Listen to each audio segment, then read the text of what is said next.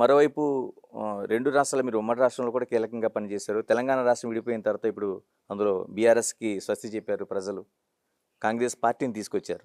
మీరు కూడా ఇక్కడ రాజకీయాలను అబ్జర్వ్ చేస్తూనే ఉంటారు. ఎందుకంటే మీకు 2 రాష్ట్రాలు వేరు వేరు ఏం కాదు. ఎందుకు ఉమ్మడి రాష్ట్రంలో పనిచేశారు. ఎలా అనిపిస్తుంది ఇక్కడ రేవంత్ రెడ్డి పాలన కావచ్చు, లేకపోతే కాంగ్రెస్ ప్రయాణం కావచ్చు?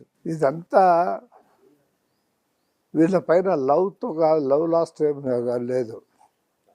ఇవాళ వచ్చినటువంటి ప్రభుత్వాల పైన లవ్ లాస్ట్ లేదు. ఆ ప్రభుత్వాల పైన ఉన్న వ్యతిరేకత వీళ్ళకి లవ్ లాస్ట్ అయింది.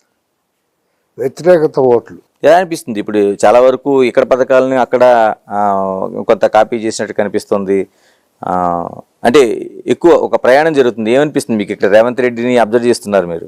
రేవంత్ సిన్సియర్గానే ప్రయత్నం చేస్తున్నాడు. రాగద్వేషాలకు అతీతంగానే ప్రయత్నం చేస్తున్నాడు. సీనియర్లను అందరినీ కలుపుకొని పోతున్నాడు. ఇతర పార్టీ వాళ్ళు కూడా కలుపుకొని పోతున్నాడు. తెలివిగా చేసుకుంటున్నాడు. మరి అది ఎంతవరకు ఆచరణలోకి వస్తుందనేది చూడాలి, వెయిట్ చేసి చూడాలి. అతని ప్రయత్నం అతను సిన్సియర్గా చేస్తున్నాడు. Congratulations to Revanth Reddy. Sir, మీరు పేరుకు జేసీ దివాకర్ రెడ్డి, కానీ ఎప్పుడు కూడా మీరు కులాలకు సంబంధించిన దాన్ని ఏదో రూపంలో వ్యతిరేకిస్తూనే ఉంటారు.